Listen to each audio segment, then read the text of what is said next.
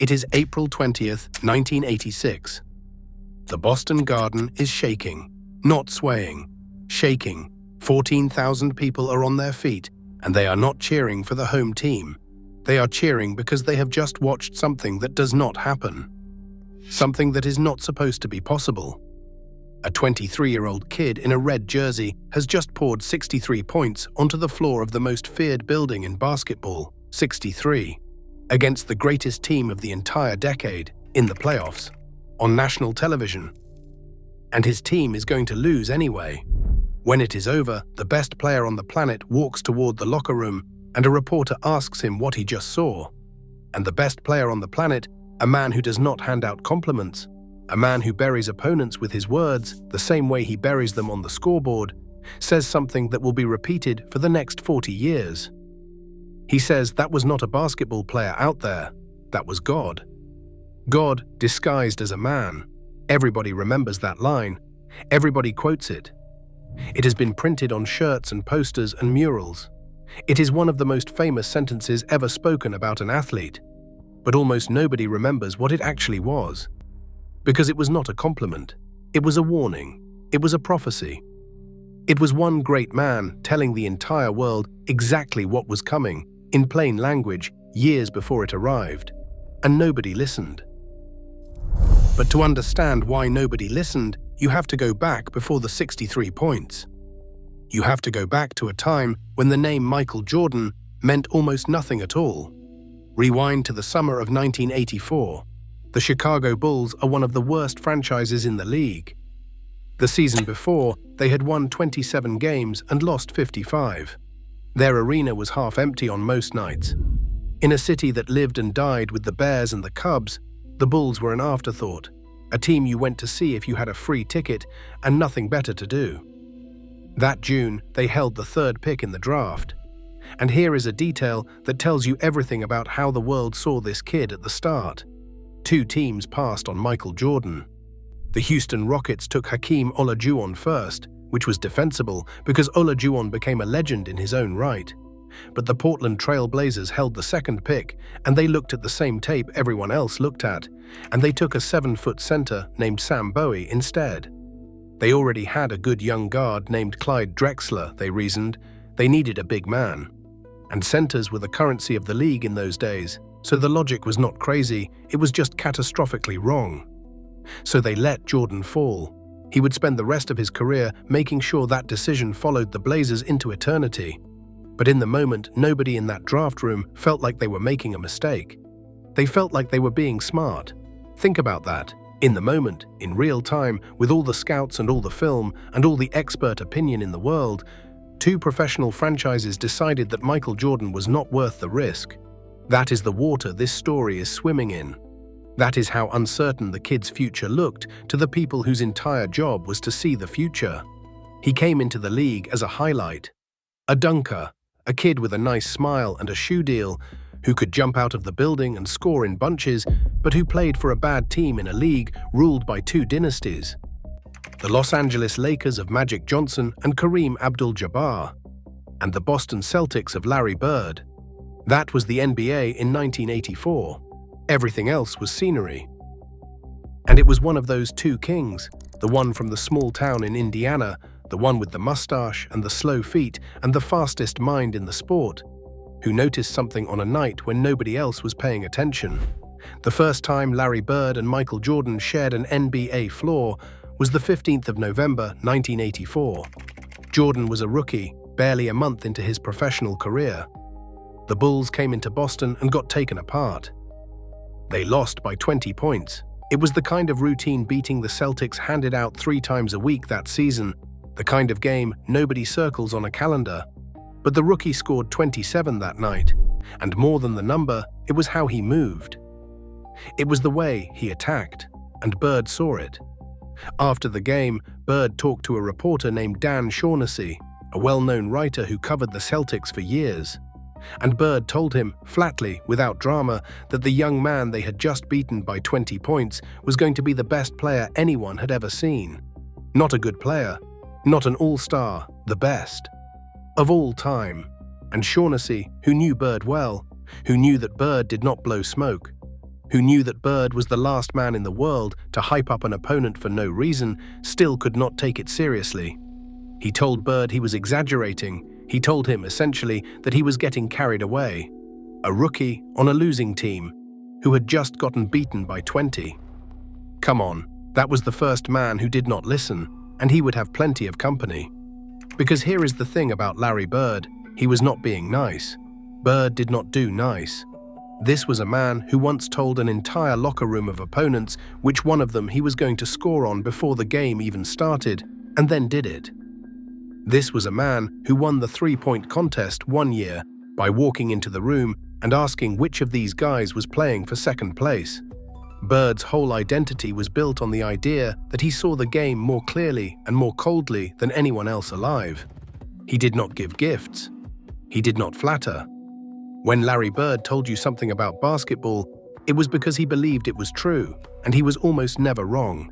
So when he looked at a 21-year-old rookie on a bad team and said that kid is going to be the greatest of all time, that was not kindness. That was scouting. That was the sharpest evaluator in the sport filing a report. And the report said the future had already arrived. It just had not gotten around to winning yet. He did not stop there.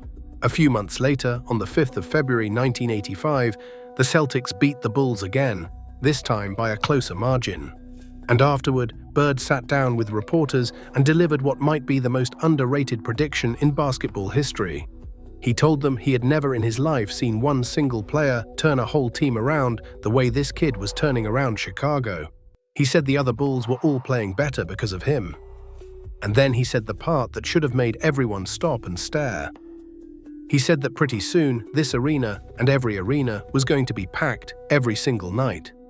Not just when the Celtics came to town, packed for the Bulls, because people were going to pay money for one reason and one reason only: to watch Michael Jordan.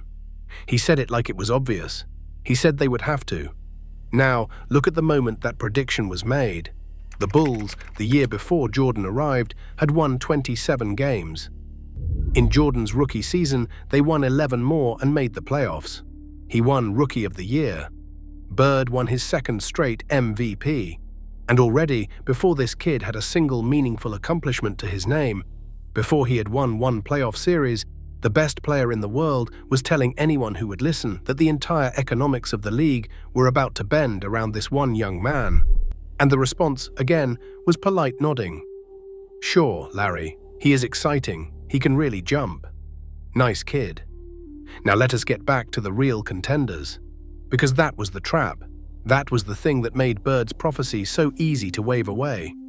Jordan was thrilling, yes, but thrilling was not the currency of the 80s. Winning was, and Jordan's team did not win. Magic won. Bird won. Isaiah Thomas, down in Detroit, was building something that would win. Jordan scored. And in the value system of that era, a scorer on a losing team was a beautiful, expensive decoration, nothing more. So when the moment came, the moment that should have proven Bird right forever, the world found a way to file it under entertainment instead of evidence. That moment was the 63-point game, and the way it happened only made it easier to dismiss. To set the stage, you have to understand how bad things had gotten for Jordan in his second year. Early in the 1985 to 1986 season, he broke a bone in his left foot. A navicular fracture, small in the middle of the foot, the kind of injury that can end careers if it is handled wrong. He was out for months. The Bulls' front office, watching a lost season slip away, wanted to keep him on the shelf for the whole year. They saw a bad team going nowhere, and they saw no reason to risk their investment on a season that did not matter. Jordan fought them. He wanted to play. There was a famous standoff about how many minutes he would be allowed on the floor. In the end, he forced his way back, and he played just 18 regular season games all year. 18. And still, he dragged that broken team into the playoffs. The Bulls finished 30-52. 30 wins. They backed into the 8th and final seed in the Eastern Conference. And their reward for sneaking in was a first-round date with the best team of the decade, maybe the best team the league had ever assembled. Because the 1986 Boston Celtics were not just good. They were a monster. They finished the regular season 67-15. At home, in that ancient loud building on the parquet floor, they went 40-1. 40 wins, 1 loss, the greatest home record in the history of the sport. Bird was in the middle of winning his 3rd consecutive MVP. Kevin McHale and Robert Parrish anchored the front court. They had just added Bill Walton off the bench. It was a machine built for one purpose, and that purpose was to end anyone who stepped in front of it.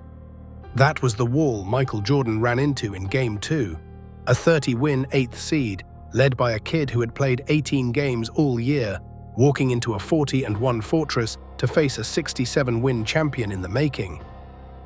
And what he did that afternoon broke the sport's imagination in half.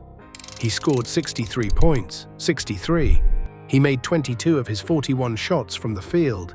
He went to the free throw line 21 times and made 19 of them.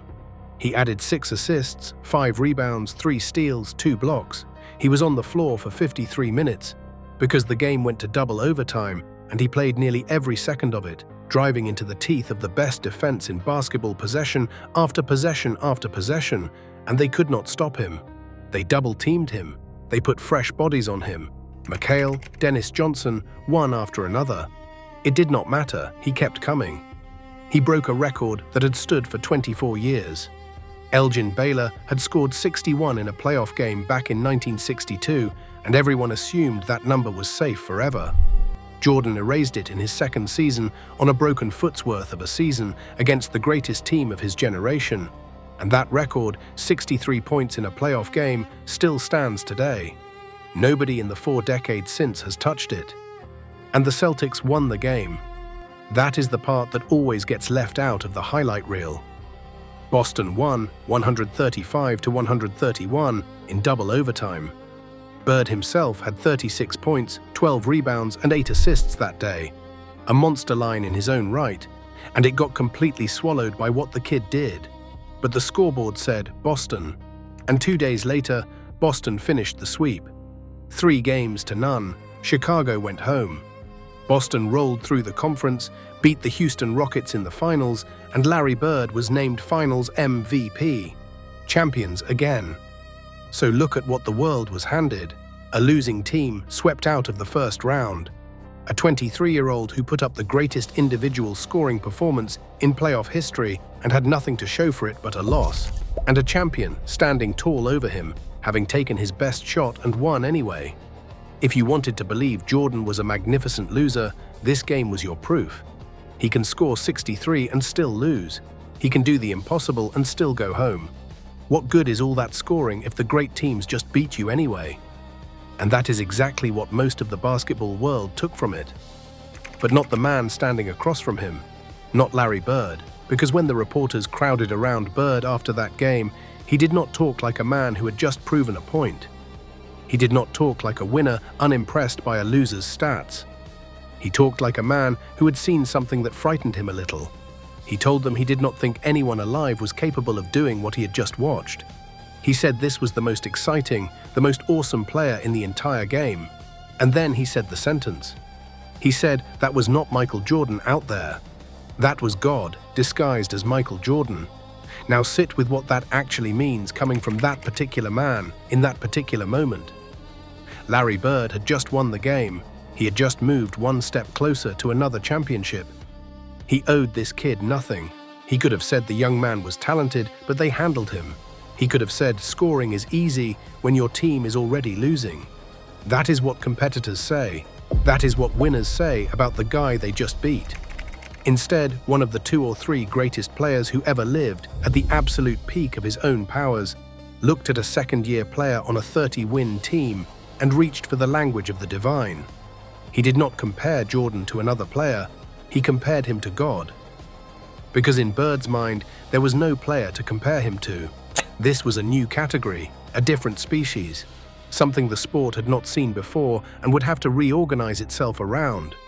And Jordan understood exactly what that meant, even then. Years later, he admitted that when he read what Bird had said, he could not quite believe it.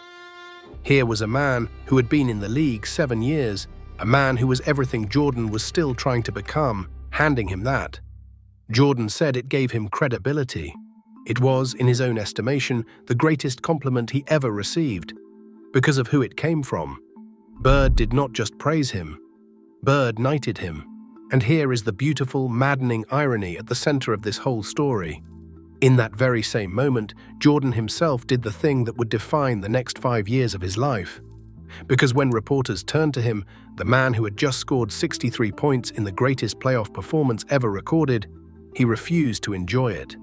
He told them the points did not mean anything to him. 50 points, 49 points, 63 points, he did not care. He would give every single one of them back if it meant a win. He just wanted to win again. Read that carefully.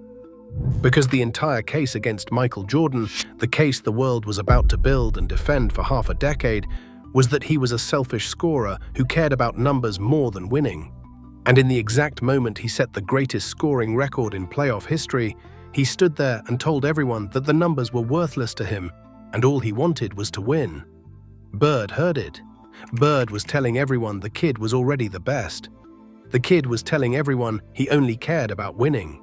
Two men in one arena speaking the truth at the top of their lungs, and the world wrote down the score, saw that Boston had won, and decided the kid was a loser. That is where this story turns dark. Because being right is not enough. You can be the greatest basketball mind of your generation, and you can say the true thing plainly and repeatedly, and the world can still refuse to hear you for years. And that is precisely what happened next. The years after the 63-point game were for Jordan a slow public humiliation. Not on the stat sheet. On the stat sheet he was a god, exactly as advertised. He won scoring title after scoring title. He averaged numbers that had not been seen since Wilt Chamberlain. In one stretch he was putting up 35, 37 points a night, doing things with a basketball that made grown men laugh out loud in disbelief. And every single one of those numbers got turned into a weapon against him. The Celtics swept the Bulls again in 1987. 3 and out, a second straight year, first round, gone, and now the narrative had legs. Jordan scores, but Jordan loses. Look at all those points, and look at the standings. What is it all for? Then came the Pistons. And the Pistons did not just beat Michael Jordan, they engineered a philosophy for the specific purpose of breaking him. Down in Detroit, Isaiah Thomas and Chuck Daly and a roster full of hard, mean, brilliant men built a defensive scheme with a name. They called it the Jordan Rules. And the Jordan Rules were simple and vicious. Wherever Jordan went, hit him. Send 2 men, send 3. Force him left because they had studied him and decided he was weaker going to his left hand. Isaiah Thomas would later break the whole thing down without a trace of shame, explaining that they had picked apart the young Jordan's game and found the edges, the places where his handle was not yet perfect, and they built their entire scheme around herding him into those places and then punishing him for arriving. Knock him to the floor every single time he tried to go to the basket and make him understand that the rim was going to cost him blood. They wanted him to hear the collision coming and think twice before he took flight. They were not trying to guard him. You could not guard him. They were trying to hurt him, wear him down, and dare the rest of the Bulls to beat them instead. Because the rest of the Bulls, they were betting, could not. And for 3 straight years, the bet paid off. Detroit knocked Chicago out in 1988. Detroit knocked Chicago out in 1989. Detroit knocked Chicago out in 1990. And the Pistons won 2 championships doing it in 1989 and 1990. Walking through the East on the broken bodies the Jordan Rules left behind. Every one of those losses hardened the story the world was telling itself. And the story had a thesis, and the thesis was the exact opposite of what Larry Bird had said. Bird said Jordan was the greatest of all time. The world said Jordan could not win. Bird said Jordan turned his teammates into better players. The world said Jordan made his teammates worse, that he froze them out, that he hunted his own numbers while the team drowned. There was a phrase that followed Jordan everywhere in those years, and it was designed to end the argument for good. People said Magic made his teammates better. Isaiah made his teammates better. Bird made his teammates better. And Michael Jordan, for all his gifts, just scored. That was the knock. That was the ceiling they built over his head and nailed shut. The great ones lift others. Jordan only lifts himself. It got worse.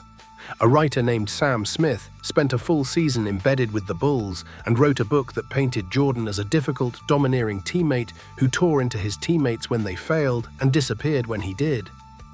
In one story from that book, the team quietly seethed that when they played badly, they heard about it from Jordan for days. But when Jordan played badly, it was still somehow their fault. It certainly could not be Jordan's fault, the thinking went, because he was the best, was he not? And nobody could say a word about it in public. His own coach saw the trap Jordan was caught in. Doug Collins, who coached the Bulls in those years, said it plainly. He said Michael was tortured by it because he never had the supporting cast the other legends had, and yet all he ever heard was that he could not make players better. Magic made players better, Isaiah made players better, Bird made players better, and Michael only scored. And Collins remembered Jordan saying the thing that should break your heart if you know how the story ends. Jordan said, "Give me a supporting cast like the ones those guys have, and I promise you, I will make them better." That was the truth, stated as plainly as Bird had ever stated anything, and nobody listened to that either. So here is where we stand at the turn of the decade. It is 1990. Michael Jordan has been in the league 6 years. He has scoring titles and an MVP and highlight reels that will outlive everyone reading this. And the consensus verdict on him, the thing the smart people said, the thing the columnists wrote, and the rival players believed, was that he was a magnificent individual talent who would probably never win because he was too selfish, too ball-dominant, too obsessed with his own numbers, and fundamentally incapable of the thing that separates the great from the immortal. Larry Bird had told them all 6 years earlier on the first night that this exact man was going to be the best who ever lived. And they had spent every one of those 6 years proving to themselves that Bird was wrong. And then Michael Jordan made them all eat it. The breakthrough came in 1991. Jordan had spent the off-seasons in the weight room, adding muscle to absorb the punishment the Pistons had been dishing out, learning to take the hit and finish anyway. Scottie Pippen had grown into a genuine second star. Phil Jackson had arrived with a new offense, one that pulled the ball out of Jordan's hands just enough, that asked him to trust the men around him. And Jordan, the supposed selfish scorer who could not make anyone better, did the thing he had promised Doug Collins he would do if he ever got the chance. He trusted them, he lifted them. In the 1991 Eastern Conference Finals, the Bulls finally met the Pistons with everything on the line. And it was not close.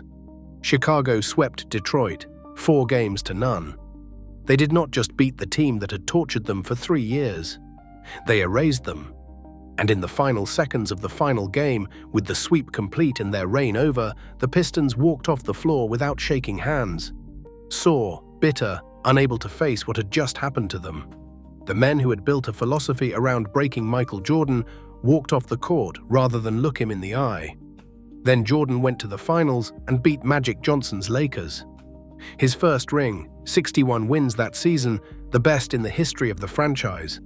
And with it, the stigma that had followed him for half a decade, the idea that he was too selfish to win, that he could not make his team better, that he was a scorer and nothing more, evaporated in a single spring, and it did not stop.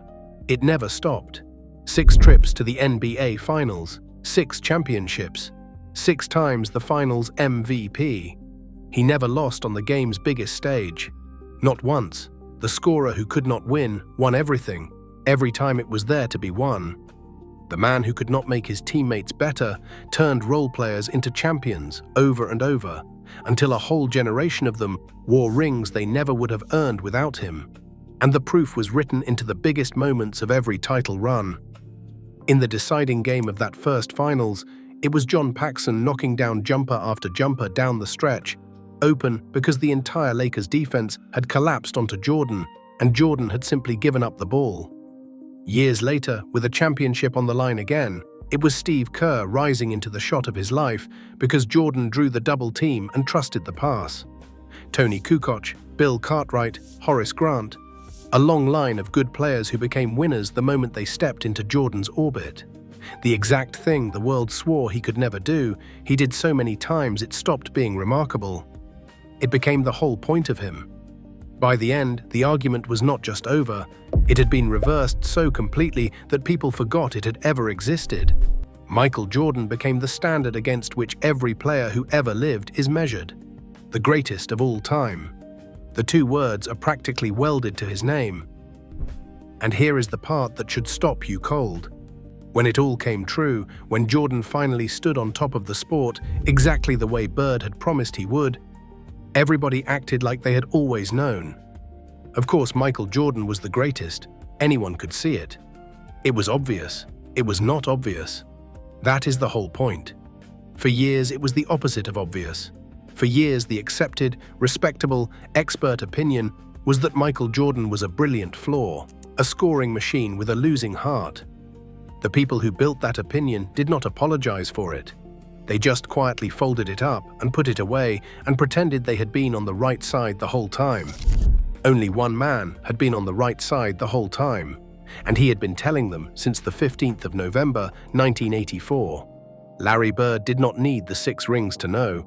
He did not need the weight room or Phil Jackson or the sweep of the Pistons. He did not need the evidence because he had seen the thing the evidence would eventually prove on the very first night in a 20-point loss from a rookie on a bad team. He saw a kid score 27 in a beating and told a reporter that boy was going to be the best there ever was. He watched that kid drag a 30-win team into his fortress and score 63. And instead of talking about the win his own team had earned, he reached for the word God, because no smaller word would do. Bird was not guessing. He understood basketball too well for that. He saw the balance, the footwork, the violence of the first step, and the refusal to surrender even when the game was already lost. He saw something beyond scoring. He saw a player who treated every possession like a personal challenge and every defender like an insult. The most famous quote in basketball history was never a compliment. It was a scouting report from the sharpest eye the game has ever known. It was Larry Bird, standing in the wreckage of the greatest performance he ever witnessed, telling the entire world in plain English what was coming.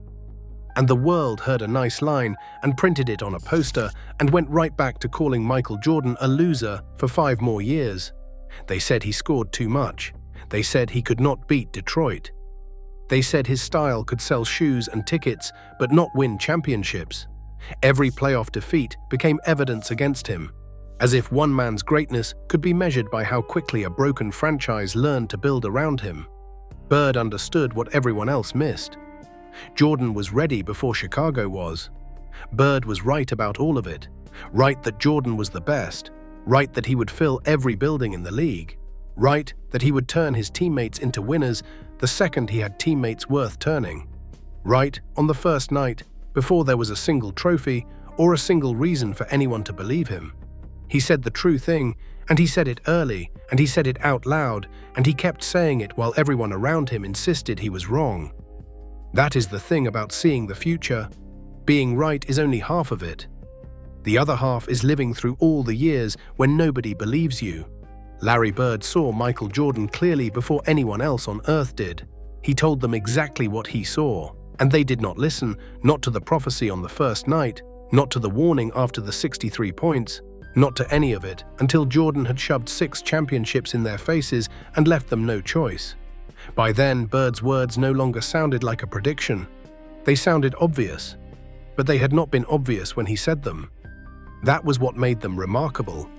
One genius had recognized another before the rest of the world understood what it was watching. Larry Bird was right about Michael Jordan. He was right from the very beginning, and nobody listened until it was far too late to say they had ever doubted him. If you enjoyed this one, do us a favor and hit that like button and subscribe to the channel for more stories from the history of the game. Until next time.